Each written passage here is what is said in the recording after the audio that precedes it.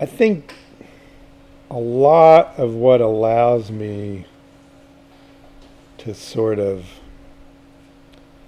dive in without knowing how something was going to happen is that experience I had growing up on the farm in Kansas. And I mean, obviously, if the tractor breaks down and you're,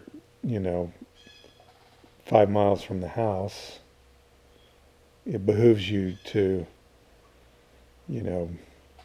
gather up a little piece of wire from the fence row nearby and rig something that will get it running to get you home so you're not walking. I don't know, my dad was he was always kind of inventing and scheming, and I learned a lot from that. But mostly that kind of look around, see what's available, see what the resources are, and go. I think when I started making art, I never had that sense of like, well, when I can afford to get a perfect block of marble, I will carve, a Michelangelo quality sculpture. And that was never a limitation. And, when confronted with, well, how am I going to curve these pieces of metal to make this giant thing? I just make the machine to do that.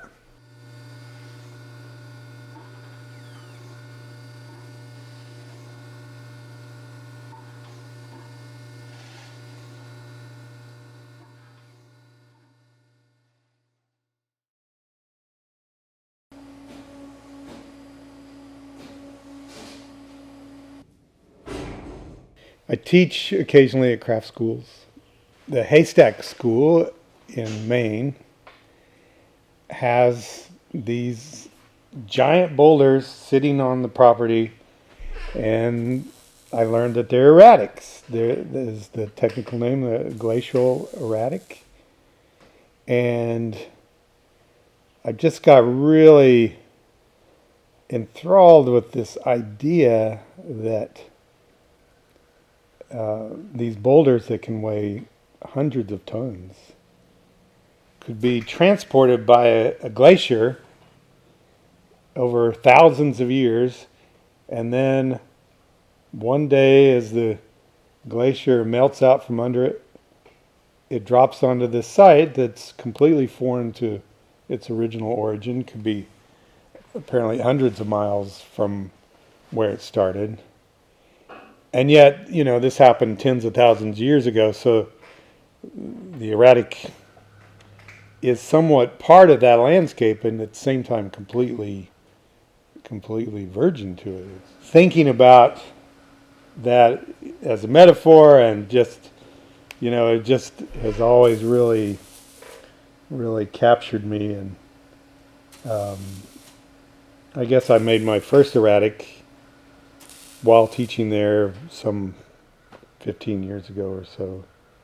And it's a system I'm still using now. The process just seemed to make sense in this case where I'm trying to reproduce this boulder shape, but of course not really make a boulder, and out of sheet metal. So the idea was I would start with one shape. I would just draw a shape and cut it out and curve it up a little. And then I would make another shape that matched one edge of the first one.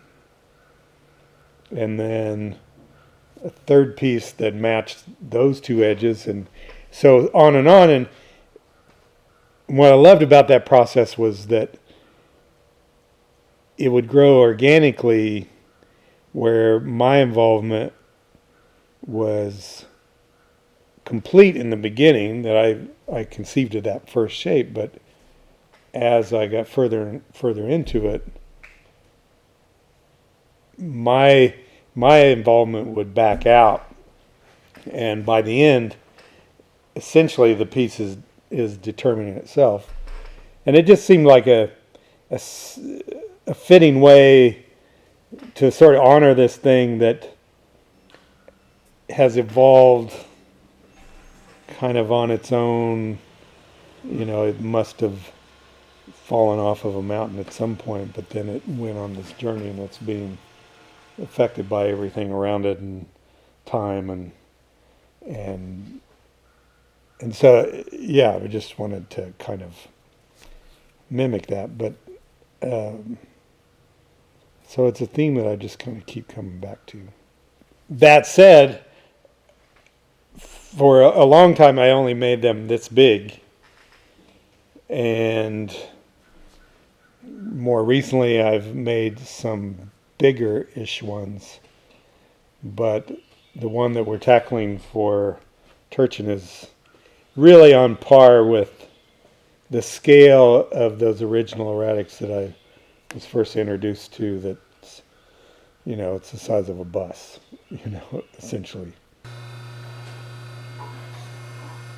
I was visiting Providence, Rhode Island years ago, and they were replacing the old water tower that had the wood trestle, very old one.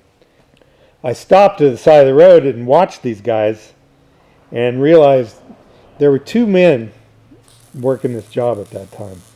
And they were about halfway up of making the orb, and they had constructed a crane, central crane system that allowed them to pick up the pieces of metal, big curved pieces, and be able to lift them into place. And then these two guys were just welding these pieces in.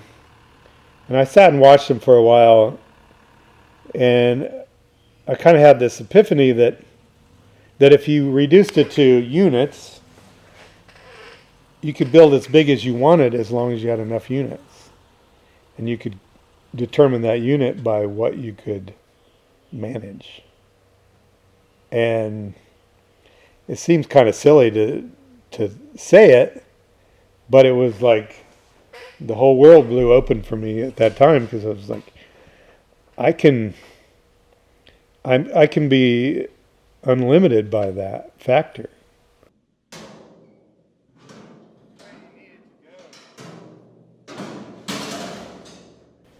I'm building it in the way industry might build a tank or a vessel, even a boat. And in a way, it gives me an opening to a conversation with those that have come before me, that have figured out how to build these things in the first place. The steel that I'm using is about 93% recycled. So it's interesting to imagine what that has been before this, and that it has that marker of that history. So in a real sense, that is very much like the erratic, that the material itself is on this kind of journey, that it was dug out of the ground however long ago, and now is going through various incarnations of, you know, there might be some Volkswagen Beetles in there.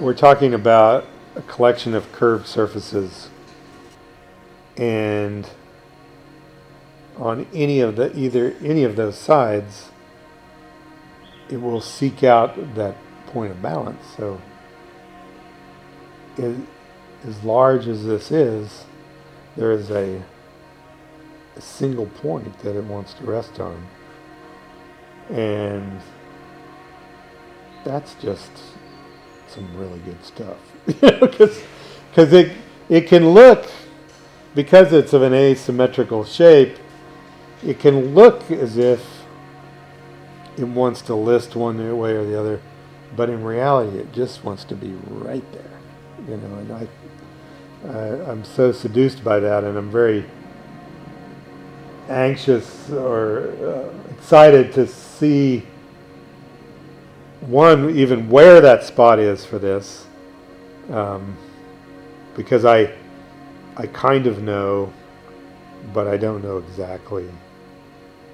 But the fact that it can sit in that room and be as large as it is and weigh what it does, but it still wants to be right there. I think that's just a supercharged point. And I think I take some delight in knowing that it's not by my construction. That I'm not creating an illusion. I'm not mastering this element in any way. It just is. And in spite of me. And that's, I think anytime you can kind of back away and allow something like that to happen is just gravy, because then I'm just like everyone else. I'm waiting to see where that happens. And so it's a little carrot, to explore. And I think relinquishing that control is important.